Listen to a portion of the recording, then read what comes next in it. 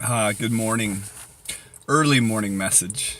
Uh, Today I wanted to talk about wonder or the awe when we're children. How we're just, you watch children when they're very young and the awe and the wonder that they have about life.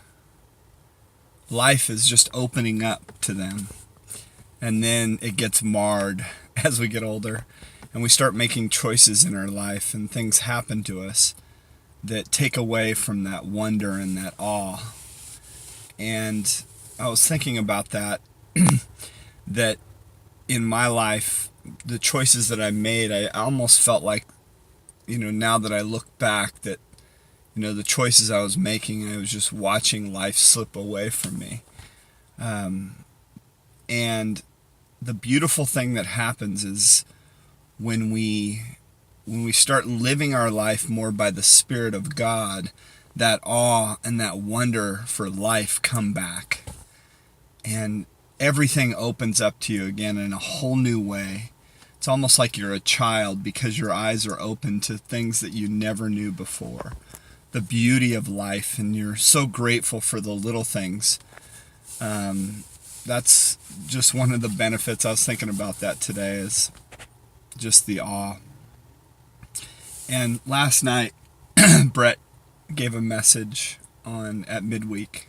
A good friend of mine, pastor at Encounter Road, and Nina did worship, and I was just in this place, and I was losing it because before the message, before everything started, a friend of mine, Chris, who just got out of Teen Challenge, he met some people by the dumpster by our church, a kid named Adam and his girlfriend. And he wanted me to go out. And I talked with Adam for a while, and ended up, I prayed for him, and I was talking to him and sharing the goodness and love of God with him. Invited him to come in, and he didn't want to. His girlfriend, her face was so messed up. It looked like she had road rash or something happened to her. But I'm sitting there, I went back, I invited him to come in to sit with me, and they didn't want to. But I just started crying.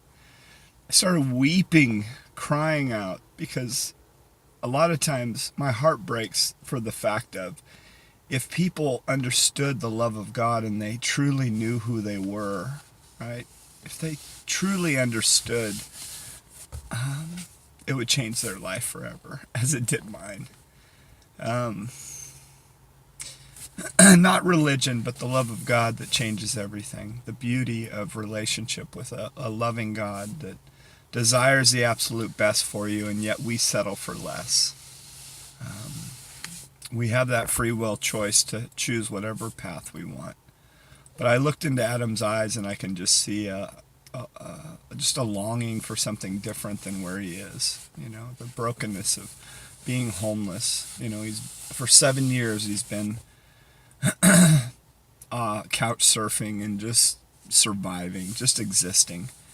And I think that that's what happens when you come to God and experience a new life in Him. It changes everything, because I was in that bondage of not wanting to be there, but not knowing how to get out.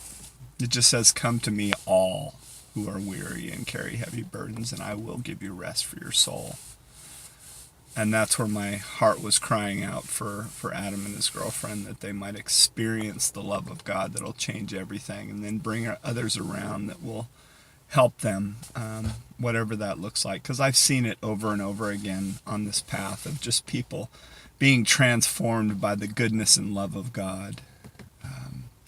And if you're in that place and you want to experience that awe and that wonder again that you had when you were very young, it's there, but you just have to come home to Him. He loves you and wants a life more than what you've been settling for. But if you are living a life and you are content where you are, then just keep going down. We have the free will to just continue to do that. But God God's always there for you if you come home. May you experience his love and mercy and grace today. God bless.